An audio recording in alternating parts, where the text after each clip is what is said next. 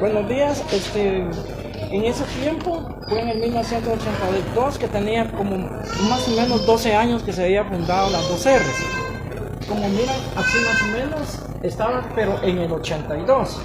Antes eran puras selvas. En ese tiempo yo estaba muy pequeño, tenía 17 años. Y entramos a ese lugar en esta área de aquí, entramos a empezar a planear esta área. Pero en el 1982 ya se componía esta área con gente que vivía. Por ejemplo, habían escuelas, la escuela que estaba, iglesia, y toda esta gente eran familias que vivían ahí, como ven ustedes, las casitas. Y la gente se dedicaba a sembrar maíz, frijol, a crianza de animalitos y así. Y su producto ellos lo sacaban hacia la aldea de las Cruces, a la aldea de las Cruces, lo que producían, lo sacaban, ya en ese tiempo lo sacaban con bueyes, con tractores agrícolas que ya empezaron a ver ahí en Petén, y bestias. En Bestia también se ocupaba por un tipo de salidas que salíamos a comprar. En Bestia, porque en ese tiempo había unos preocupados malos en los caminos, costaba salir, ¿verdad? Pero en 1982 la gente vivía feliz, trabajaba, habían cultos religiosos, todo eso, éramos felices. Ya teníamos 11 años de vivir en ese razonamiento cuando la mala suerte apareció. El 7 de diciembre yo recuerdo qué me pasó a mí, que yo salí, vamos, el 5 aquí a Las Cruces, yo participaba en las patrullas de defensa civil por la guerra. Entonces yo salí con la idea de volver a regresar luego. Pero como uno siempre le decía al ejército, el oficial me entretuvo y ya no pude regresar el día domingo, no que el día lunes. Lamentablemente cuando iba hacia las dos R's, esta era una carretera la que existe muy asfaltada. Aquí en esta carretera iba yo, cuando me salieron unos amigos y me dijeron: Saúl, no vayas a las dos R's. ¿Por qué? Les dije: porque la gente de las dos R's la van a matar o la están matando. Pero ¿quiénes son? Mira, me dijeron, están vestidos de guerrilleros, pero son soldados que están armados con calibres. Y yo pensé, dije: Dios mío, ¿qué hago? Pero seguí mi camino. Adelantito, como a 2 kilómetros ya profundizándome en la montaña, había una casa donde vivía un don que ese señor sirvió de ángel para muchos, pero desgraciadamente él murió. Y salió para todos, nosotros íbamos en bicicleta. ¿Para todos qué? No vayan a las 12 R's. Desde las 4 de la mañana, aquí salen cientos de caballos cargados de maíz, y desde las 4 de la mañana nadie nos avisa. Y ahí fue donde yo dije: ¿qué hago, Dios mío? Y mi familia, allá está mi papá, mi mamá, mis hermanos y mis sobrinos, no solo ellos, todos mis amigos con los que nos hemos participado en cualquier cosa. Pero ahí se me metió en la cabeza y regresé. En la área del destacamento, yo miraba a la gente de las Cruces aquí estaba temblando, porque no había uno que viviera en ese tiempo aquí en Las Cruces que no tenía un familiar allá, que no tenía un amigo. ¿Y qué pasó? Y todos nos preguntábamos qué pasó. Ahí vamos al destacamento, que es la municipalidad, que nosotros le decimos hasta la fecha el lugar de los lamentos. ¿Por qué les decimos así? Porque ahí llegaba la gente a ver qué le decía el ejército, pero nosotros todo lo que nos dijeron fue negativo. Pero pasado ese día y el siguiente día logramos ir a las 2 R's ya acompañado con ellos. Lamentablemente estas casitas que ustedes miran, no había nadie, solo estaba desolado. Lo único que gritaban eran perros, gallinas.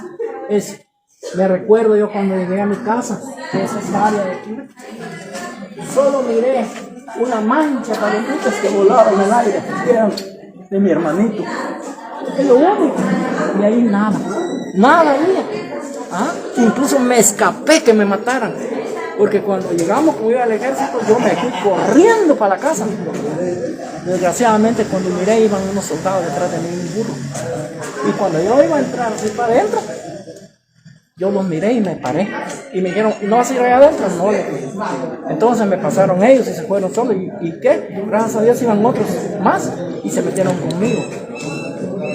Lamentablemente, cuando yo llegué a este lugar, no había nadie de mi familia, solo se miraban animalitos. Y de ahí di una vuelta así y miré enfrente el pozo que estábamos edificando para sacar agua. Lo miré enterrado. Y un mosquerillo. Ajá, y un mosquerillo que miré. Muchas les dije a mis amigos, mi familia está muerta. ¿Y a dónde está la gente? Aquí debe estar toda, porque están a las. No hubo más cachas que ya nos tranquilizamos. Regreso ya al oficial Carías, que ahí estaba con el ejército, que me dieran un carretón para recoger todas las cositas de mi papá. Y toda la gente alarmada, también todos los que vivían, que tenían familiares en esa área, nada. Y así fue como llegamos. Me acuerdo que después que saqué yo mis cositas y todo, y nos venimos para acá, ya con los carretones, ¿sí? Volteo a ver hacia allá, solo se miraban llamas de fuego, donde el ejército había quemado las casas. Y de ahí fue triste y lamentable donde desapareció. Hasta ahora, hace ya 40 años. Es solo un recuerdo, nos quedó ese lugar, porque ya se hizo solicitud al gobierno que compren, que sea una área, esta área, porque aquí en esta área se puede decir que desde aquí, todo corrió sangre, incluso hasta aquí llegaron a ser el último cementerio donde mataron a la gente que recogían la gente más grande, pero aquí en esta área y quedaron, y un poco aquí. Solo de los que recogió Pandegua, que fue la que llevó ese juicio. ¿Cuánto tiempo? A los 10 años más o menos. A los 10 años. Sí, no sé bien la fecha, pero calculo yo.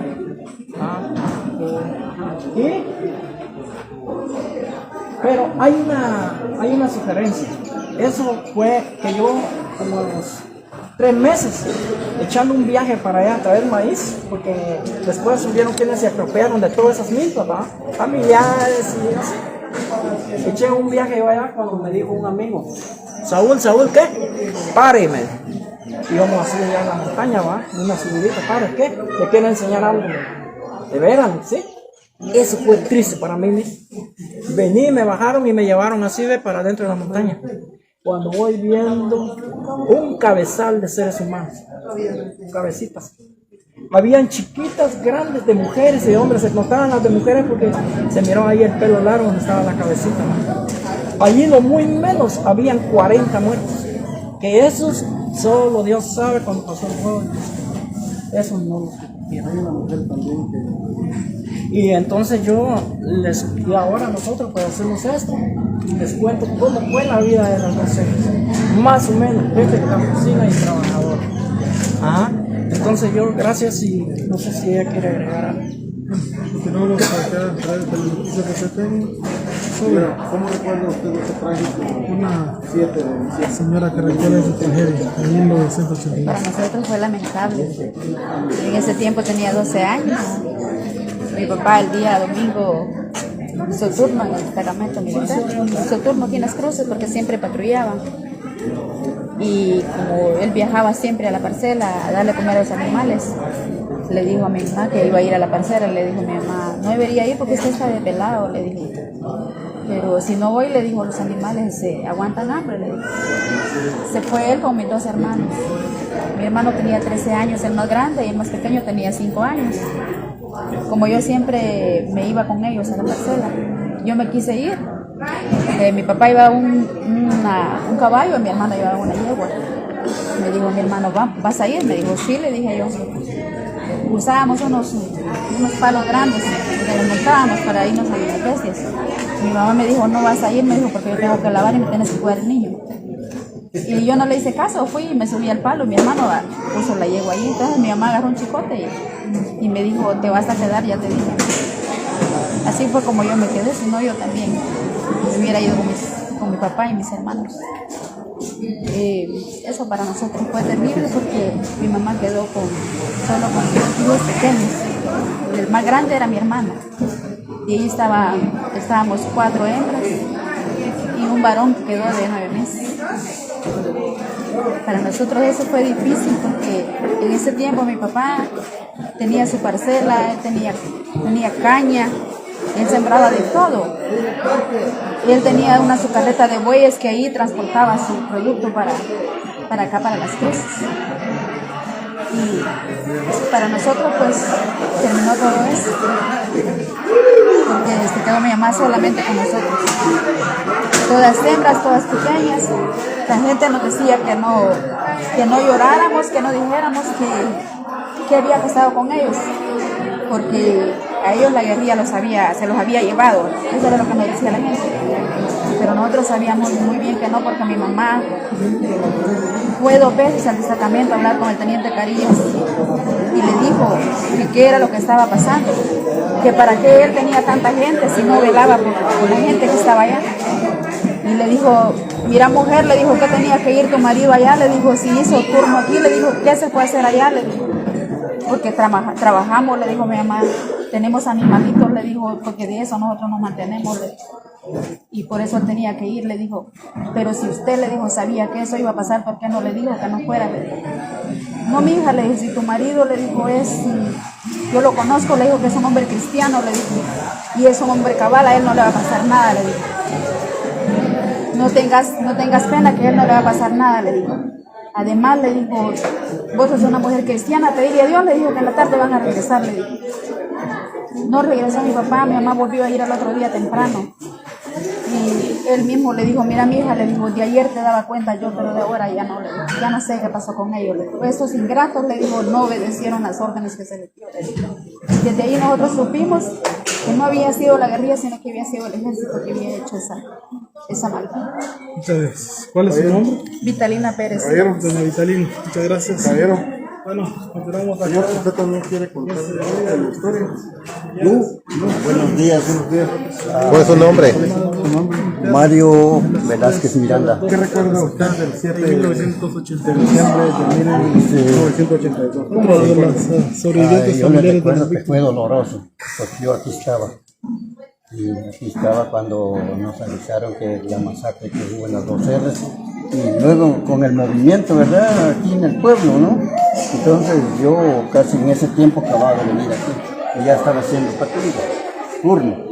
Entonces cuando me di cuenta, y sí era duro eso, de todo porque yo tenía me agarraba arriba de las 2 R's. ¿Dónde?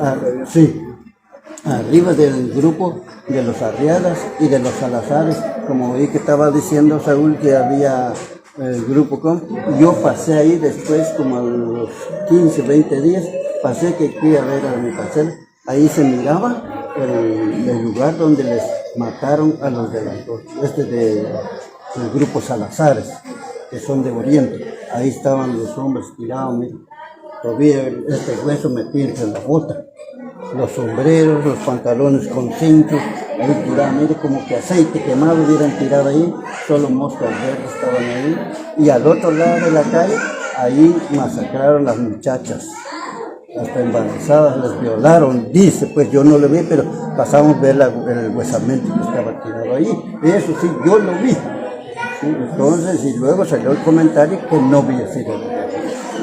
El 100% confirma que fue el ejército. ¿Fue el ejército? Sí, está comprobado y reprobado que fue el ejército. Después de cuántos años se extraen del pozo las osamentas y a dónde las trasladaron? Cuando fue la exhumación por parte de Fandegua fue yo creo que a los 13 años. ¿Sí? Y después entonces ahí fue la excavación donde sacaron todo el basamento, lo trajeron aquí al salón, se velaron como 2 noches. ¿Y después trasladaron?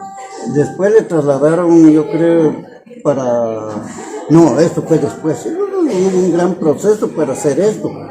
Sí, porque primero cuando les trajeron, después de ahí entonces se metieron en casa y ahí se sepultaron, ahí estaba el pozo, la figura del pozo, que ahí se hizo una fosa y ahí se enterraron todos así formaditos.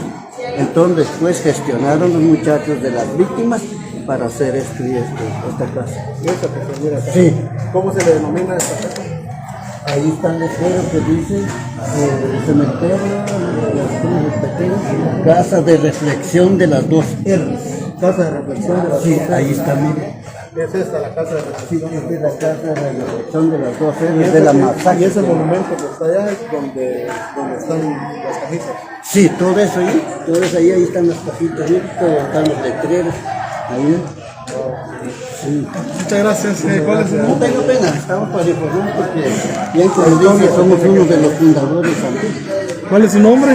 Mario Filiberto Velázquez Miranda. Muchas gracias, don Mario. Puro marquense. Sí.